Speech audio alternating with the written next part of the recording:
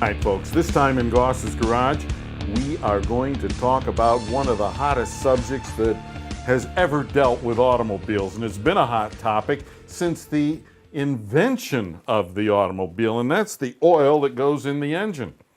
Now, granted, you can get good professional advice from just about any do-it-yourselfer that you ever want to talk to, because every one of them is an authority on oil. They probably don't know how to take the cap off and pour it properly, but they're an authority on oil, what oil you should use. All right, well, what oil should you use? Well, let's get to that in just a second, but the first thing is, what are the different types of oil? Well, there are three basic types of oil. There is a conventional oil, which is the old dinosaur oil. Works well in a lot of cars. It is a situation of good, better, best, and better is what's called a synthetic blend or semi-synthetic. That's a combination of conventional oil and synthetic oil, and it gives better protection. Best is full synthetic, like we see here. Now, synthetic oils, they give you the longest life out of your engine. They minimize wear. They give you maybe a little teeny bit better fuel economy and performance, but the big thing is protecting the engine. Now, these are not designed to extend the oil change interval. That remains relatively what your owner's manual says, because how long oil stays in an engine depends on the design of the engine and the related engine parts, not so much the oil you put in the engine. Okay, so good, better, best. You make that choice. But now you've got all of these different oils, different types and so on. How do you decide which one you should be using in your car? Well, number one, you have to look at the owner's manual. And in the owner's manual, you'll find that there are going to be ratings on the oil. Now, these ratings, number one, is going to be the quality of the oil. Now, the quality of the oil can be determined by this seal right here on the oil. It will give you an API service rating. That has to meet or exceed the service rating in your owner's manual.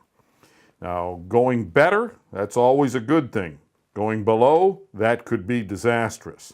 So, we want the proper service rating. Then in the middle of this donut here, we have the viscosity. That's the thickness of the oil.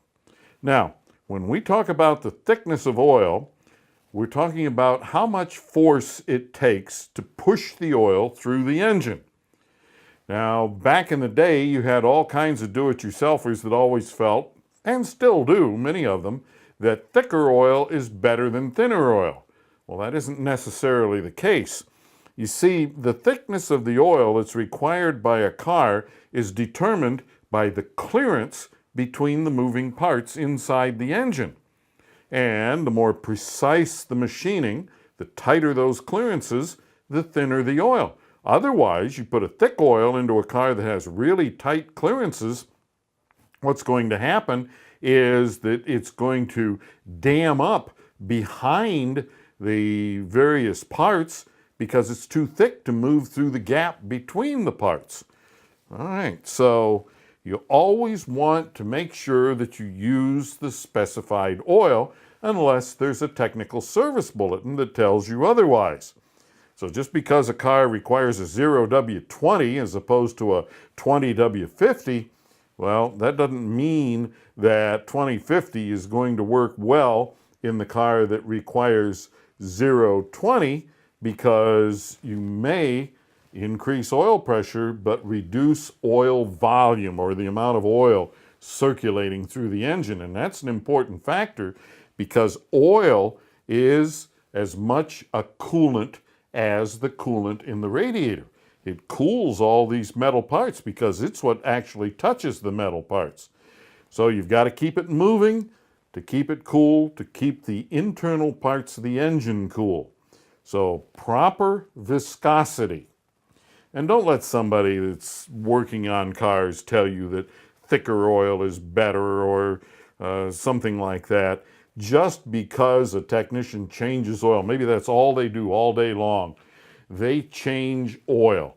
They may do 10, 20 jobs a day. Does that make them an oil engineer? I don't think so. Doesn't mean that they know anything at all about oils. It just means that they are expert at changing oil, not at recommending oils or anything of the kind. So, owner's manual, that's the Bible, because most manufacturers spend millions upon millions of dollars doing testing to find out which oil belongs in the car. The next thing, we have high mileage oils. Now, high mileage oil, you'll listen to the ads on TV and see it in print and so on. High mileage oil says 75,000 miles or more, you got to put high mileage oil in there. Well, I would disagree with that. Now, I think high mileage oil is great, but not specifically at 75,000 miles. See, no two engines are going to have exactly the same amount of wear on them at 75,000 miles.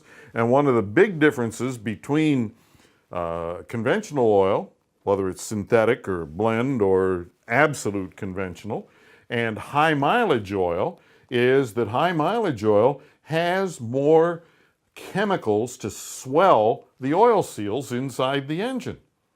Now, suppose you have an engine that isn't burning any oil or doing anything wrong, and you put the high mileage oil in there, and those seal swellers, they swell the seals up real tight around the moving parts.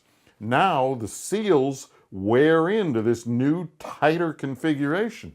You go a few thousand miles and you say, I don't see any difference here, so I'm going to go back to a conventional type of oil, non-high mileage.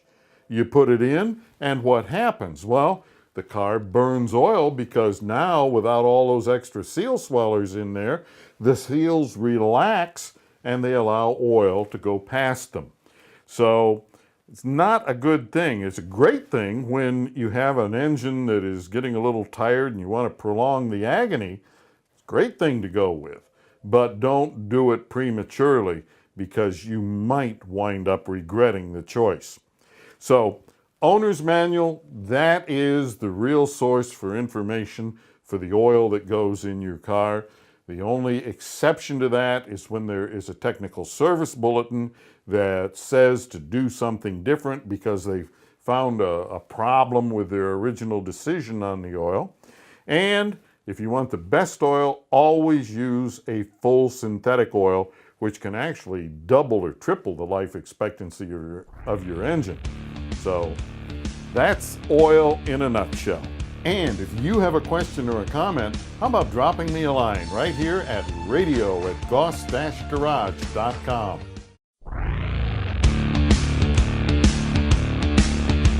All right, folks, this time in Goss's Garage, we are going to talk about one of the hottest subjects that has ever dealt with automobiles, and it's been a hot topic since the invention of the automobile, and that's the oil that goes in the engine. Now, granted, you can get good professional advice from just about any do-it-yourselfer that you ever want to talk to, because every one of them is an authority on oil. They probably don't know how to take the cap off and pour it properly, but they're an authority on oil, what oil you should use. All right, well, what oil should you use? Well, let's get to that in just a second, but the first thing is, what are the different